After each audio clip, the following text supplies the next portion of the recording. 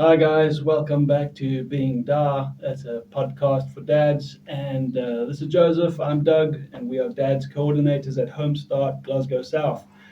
We run an antenatal workshop for dads. It's a monthly workshop. It's free. If you can make it, please look us up on Eventbrite.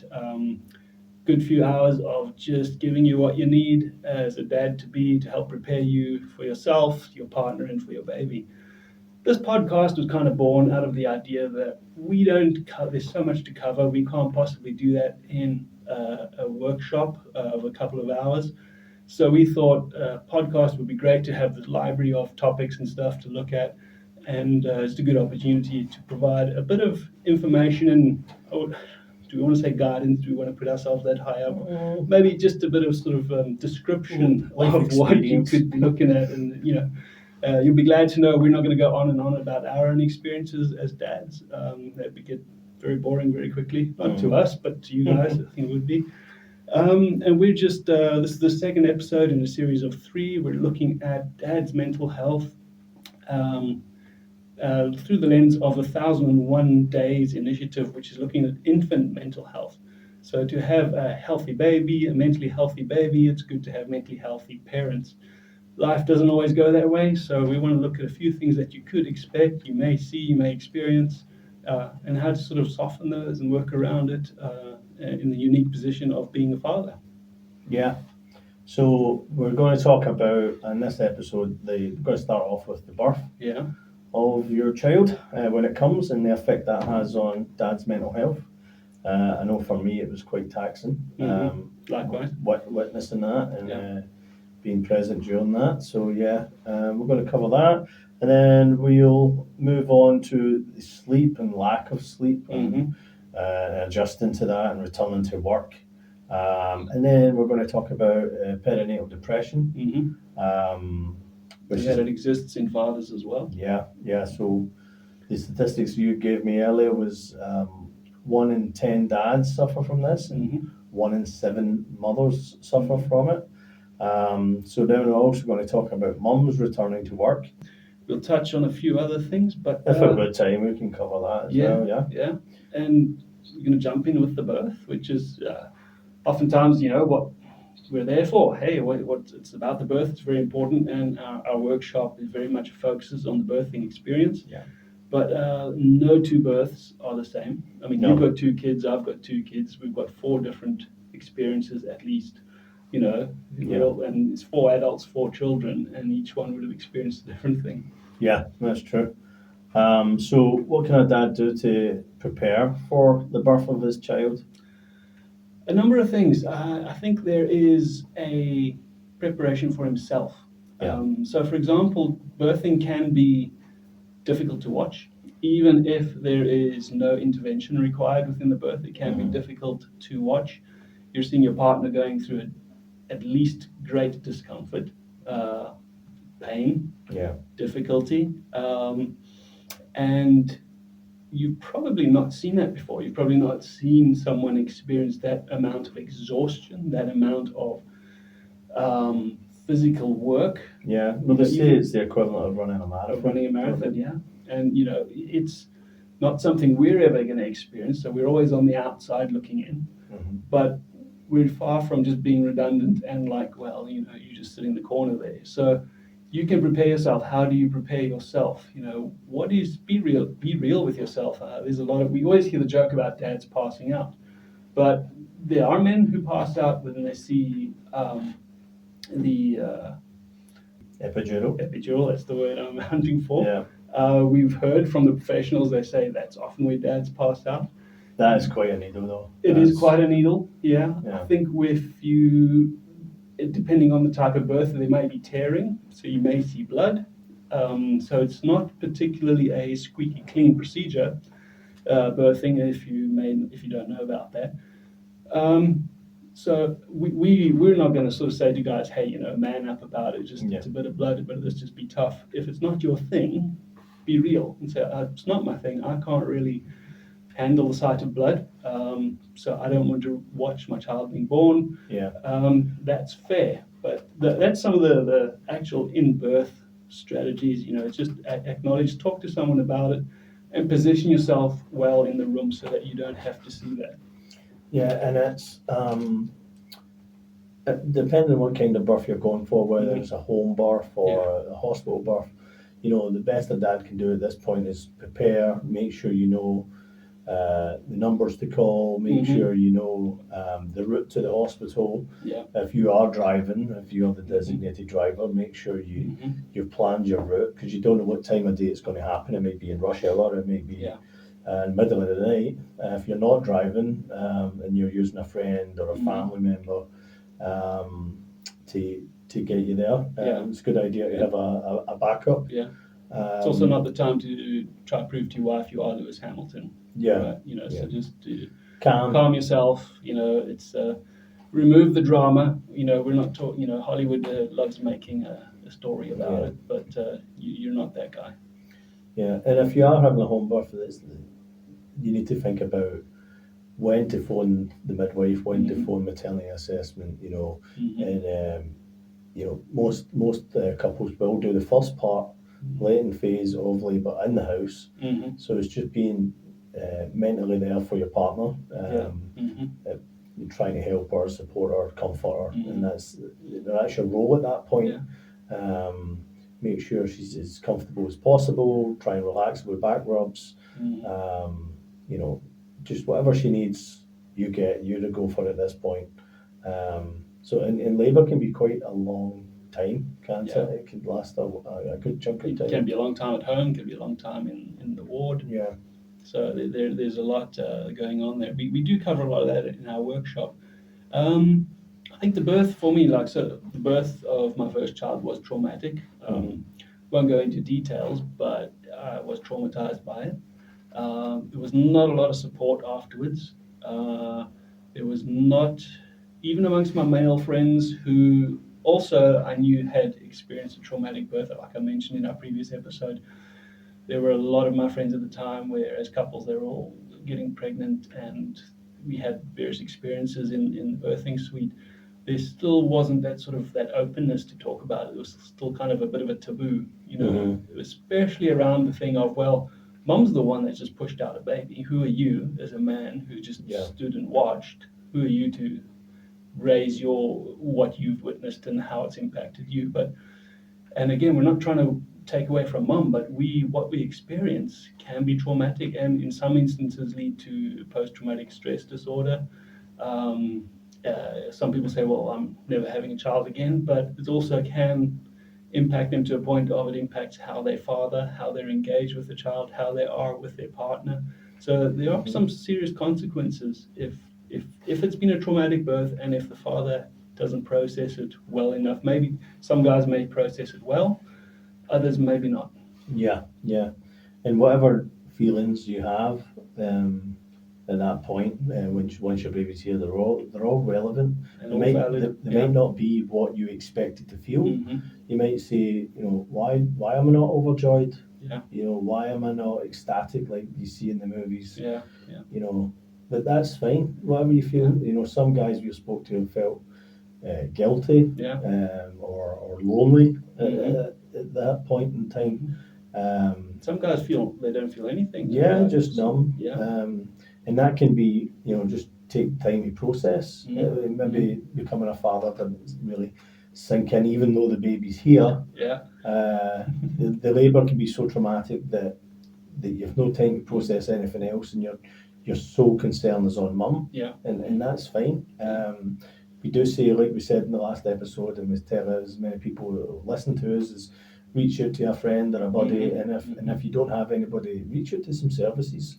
Absolutely. Understand that midwives are there to support mum, but they will listen to you. Well, most of them will listen to you. I would think we've seen an increase in the services for dads, you know, both within our own 100%. Organisation across Scotland. There is an increase. So you may not have a group near you, but there is definitely support online, over the phone, where you can speak to someone who can actually go through with what you've experienced, and with an empathetic heart. You know, it's we want to get away from this thing of, you know, you're the guy, suck it up, deal with it, you know, bury it away. You didn't have to give birth, so move on, sonny.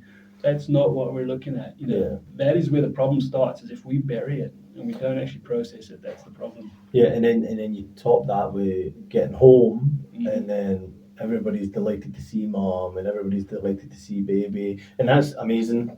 Yeah. Like, I'm not taking anything away from that, but everybody's asking of them, Mm-hmm. and just take a wee second to say, how are you? If you know a Mm. dad, the guy that just Yeah. became a father, Yeah. he's just getting home. Take time to ask him how he Mhm. is, Yeah. and then when you add that with the sleep and the lack of sleep, and the tiredness, and everything's new, and you're learning all these different things about yourself and about your baby, and you're trying to process how to change nappies, and then you're getting used to everything.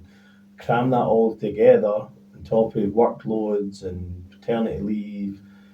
You can see how guys just crack under the pressure of it all. I mean, if there's been an intervention in the birth, so maybe there's been an emergency section, Mm-hmm. maybe there's been additional surgery for mum, there's a long road of recovery.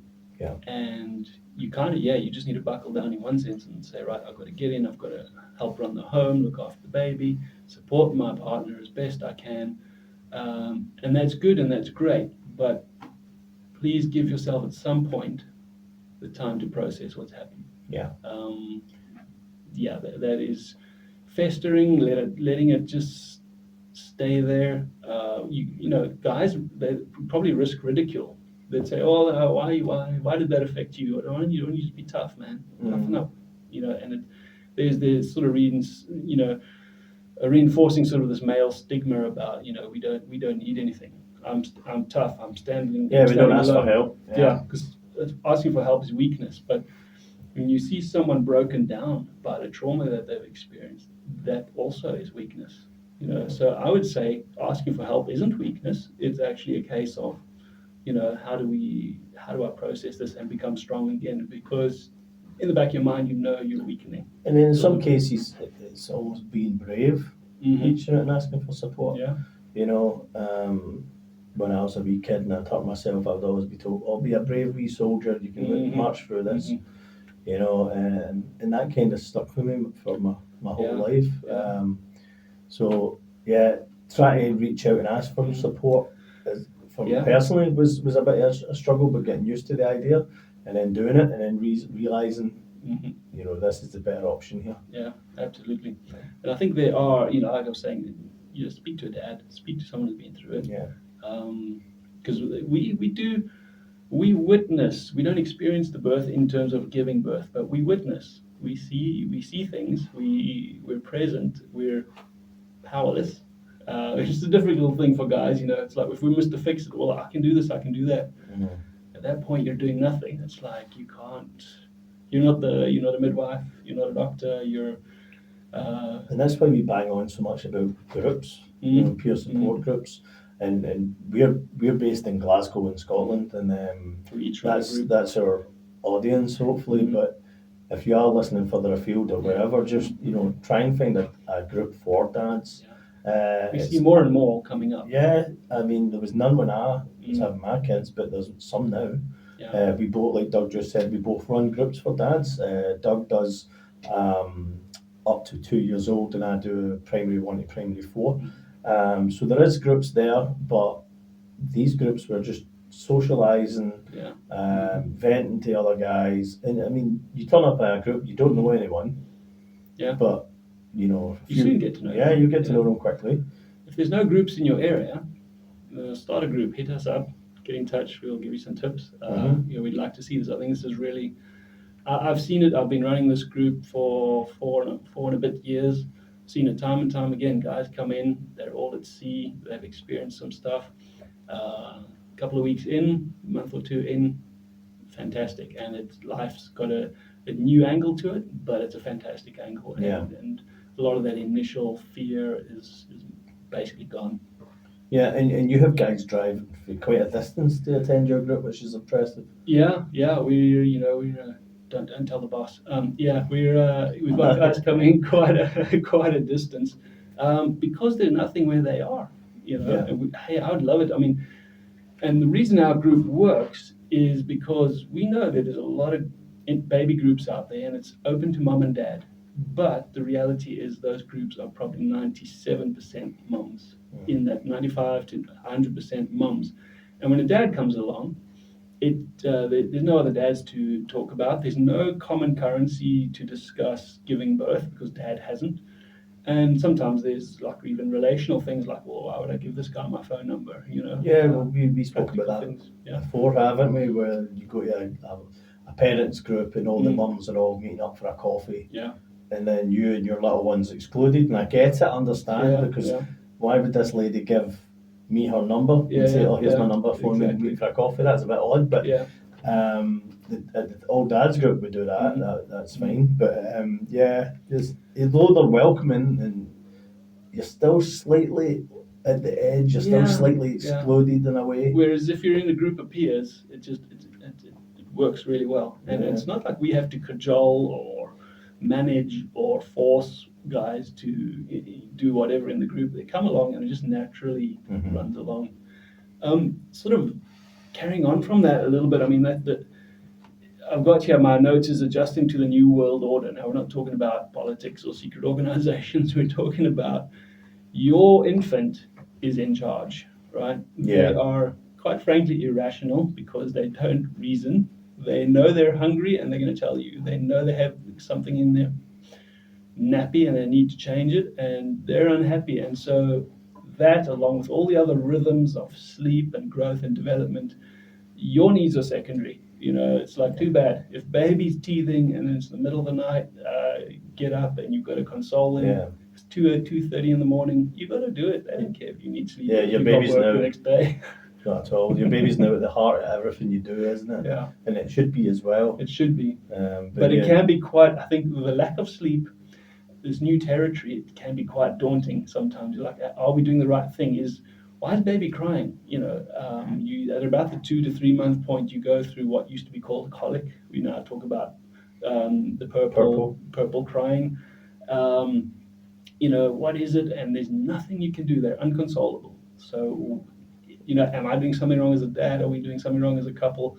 It's just one of those things. And it can be wearing. I mean, I remember staying up nights and you're just like, what's going on? Yeah, sometimes it's trial and error. And sometimes one day you get it right and then you try the same thing the next day and then you doubt yourself. Did I actually get it right, or was it just lucky? Just a fluke, that kind of thing. So it's a total shift, and it's and even like if you're like, and 10 to 1 you knew this beforehand, but the actual living it out is a lot harder. Like, I won't get a lot of sleep, and then 3 weeks in and you've not had much sleep, you're basically a zombie.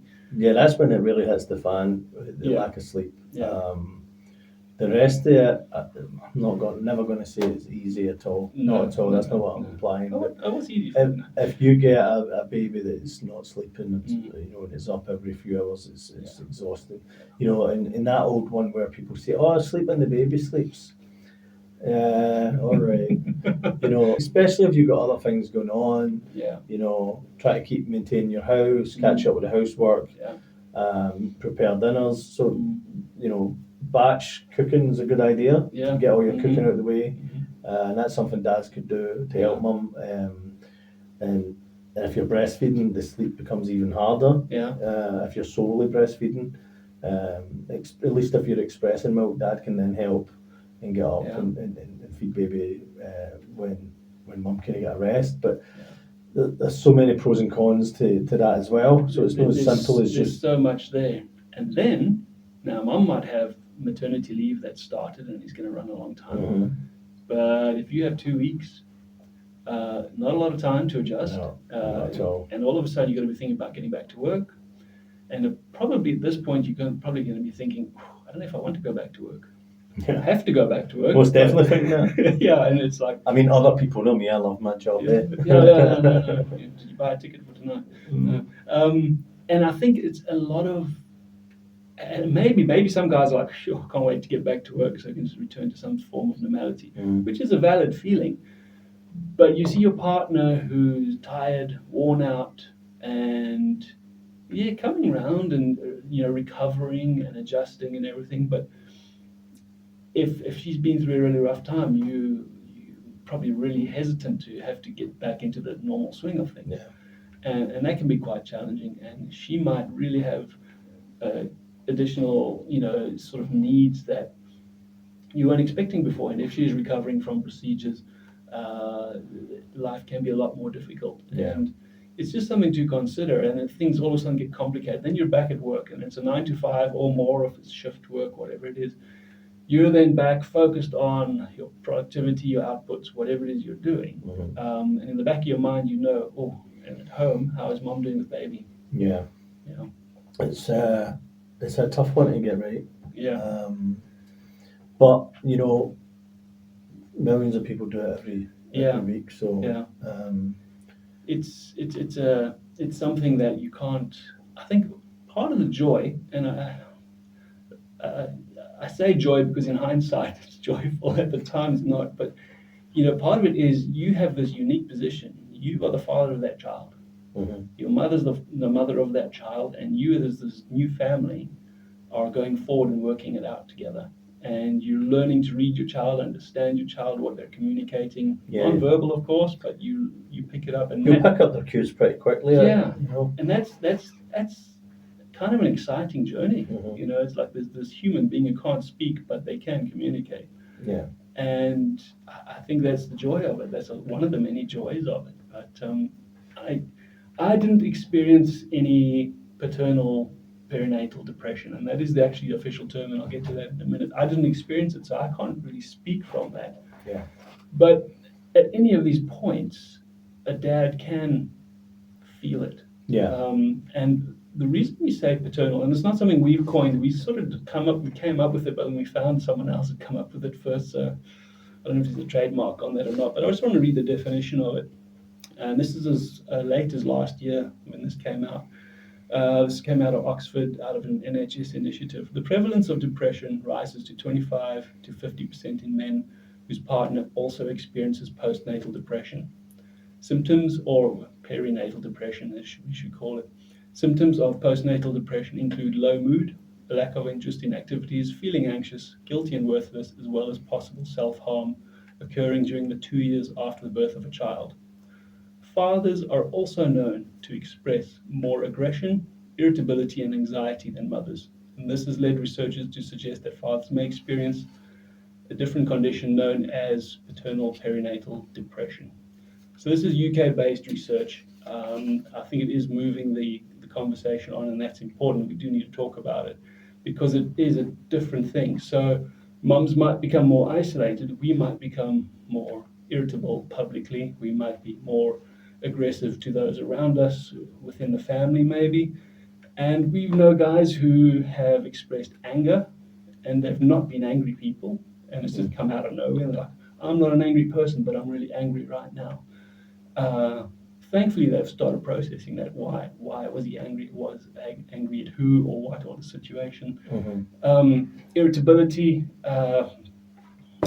it's, if you, like I mentioned in terms of the birth, you feel powerless. And I think a lot of this might hinge around that for some guys, that you just don't have the power to change things because, like I said, a baby is irrational, and that's fine. It's perfectly good. You can't reason with the baby. You can't inquire, like, what's wrong? What do I need to do? They're just screaming. They're crying. Your partner has not slept for 2 days. You haven't slept for a day or two. And a lot of these things can contribute. If you've had depression previously, or even during the pregnancy, there can be added complications. So again, it's something to be aware of, that this is a stressor. It doesn't last forever, but it can actually move you along towards full-blown depression. I think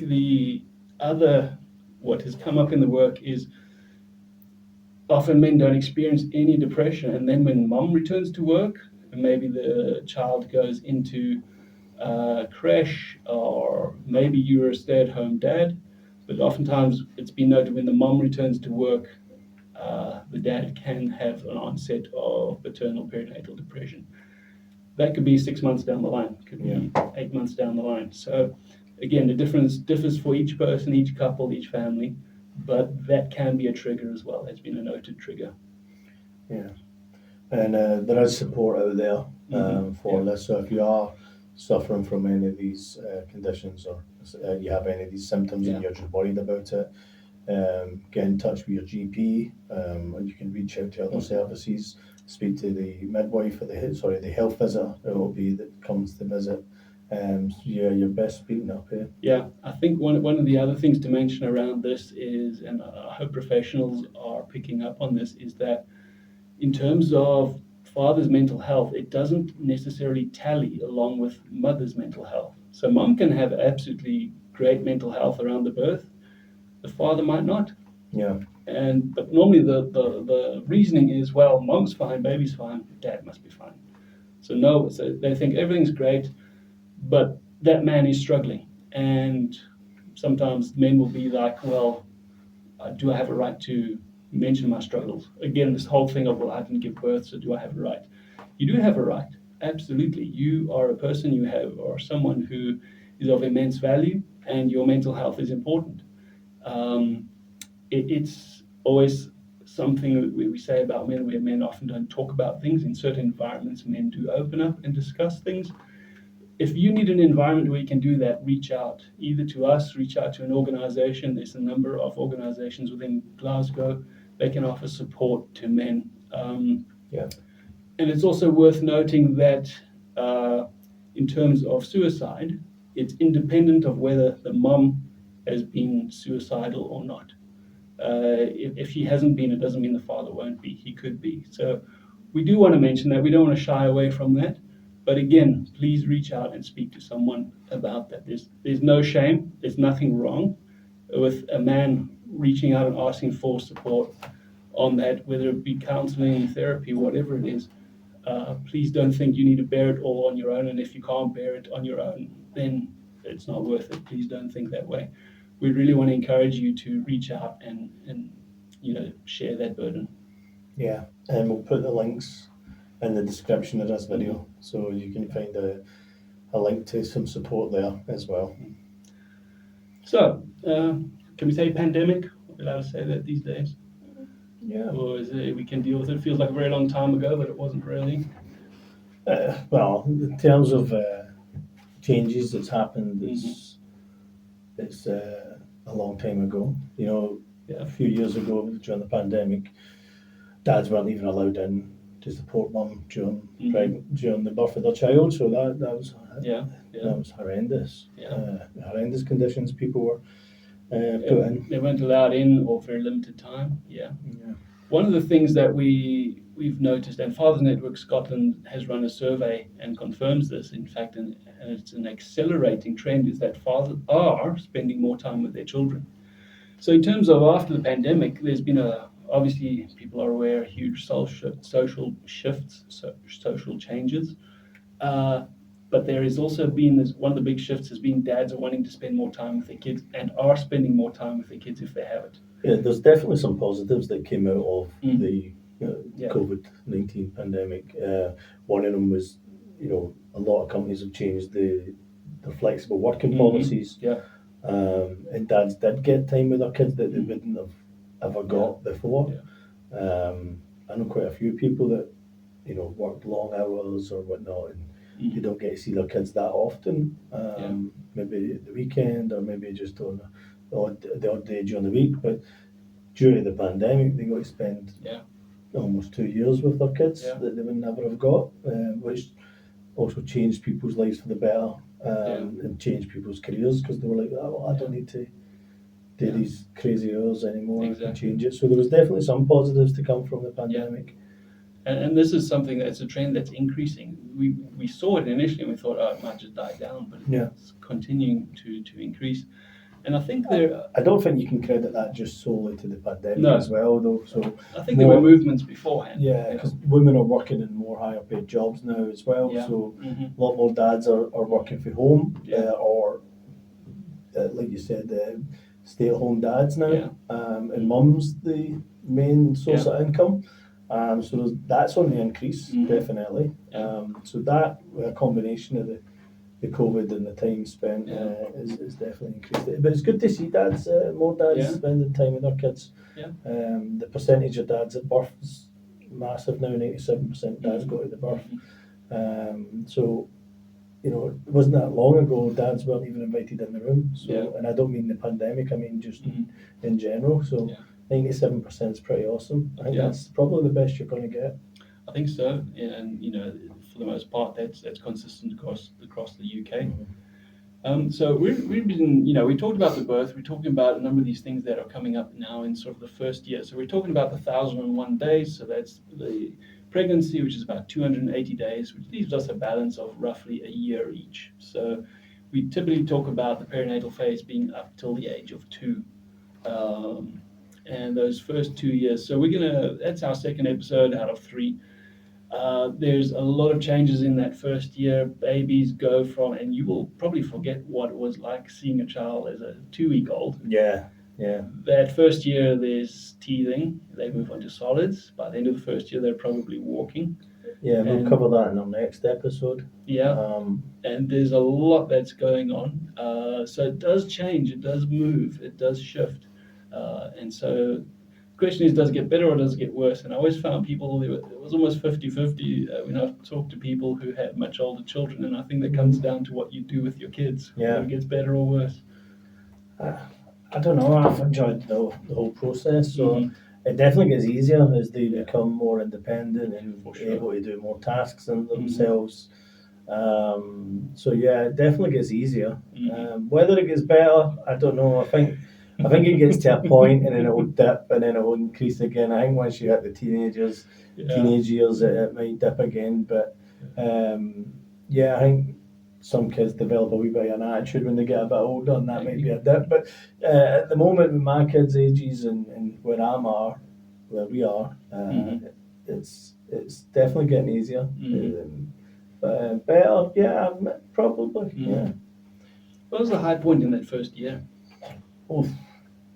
I I know guess. it's a long time ago. I'm trying to Yeah. think myself. I guess I just loved holding them, Yeah. being dead snug and Mhm. just that kind of, and when you were just doing like skin to skin or Mhm. tummy time and watching her learn, Yeah. like when you see a light bulb moment in their life when they figure something out, Yeah. and some of the apps you get on phones and social media and it'll pop up with a memory of this happened 7 years ago, this happening. Mhm. It's a great wee reminder of the past. And Yeah. there's a video of my daughter, one of her relatives bought a drum set when she Right. was, 8 months old or something. Right. And she was figuring out how to play it, like, boom, boom, boom. So that was pretty awesome. That popped up. But yeah, I mean, when your kids are developing, taking their first steps, first words, first tooth, all that's special. So Yeah. yeah, I remember the first time we're actually going to talk about this the next episode. We're going to talk about weaning and whatnot. So the first time we were weaning her, we gave her a pureed carrot, and she loved it. And we tried to give her some mashed potato, and she coughed, and it came out her nose. Right. And she hated mashed potato from then on out. She didn't touch it until It registered. until she was like 8. She wouldn't touch mashed Yeah. potato. So Yeah. so yeah, I mean it's fun.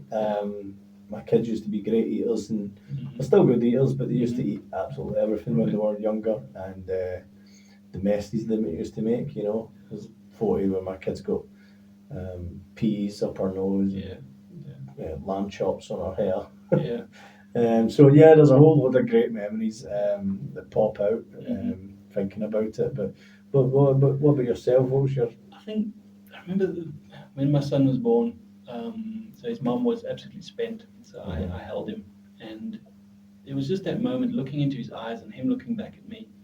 And I don't know, you guys might think it's a bit silly, but babies do this, honest. They're from the get-go, they are switched on. Yeah, they recognise you. And we just had this moment voice, looking into each other's eyes. And it was like, oh, we're like connecting, then very quickly went off to get fed. So move on. But yeah, I think like you say, those moments where you see them twigging, they catch on to something. It's like, oh, wow, and it's almost like that. It's you see it happening, and it's like, oh, that's great. But, oh, wow, they're growing up so fast, And it's that. I mean, we know the most change occurs within those first 3 years, just rapid change. And you'll see how rapid the growth is with like the toys and the clothes they have. Mhm. You see these lovely wee outfits that my partner picked, not me, and you're like, oh, she can't wear that anymore. You know, Yeah. she's too big for that.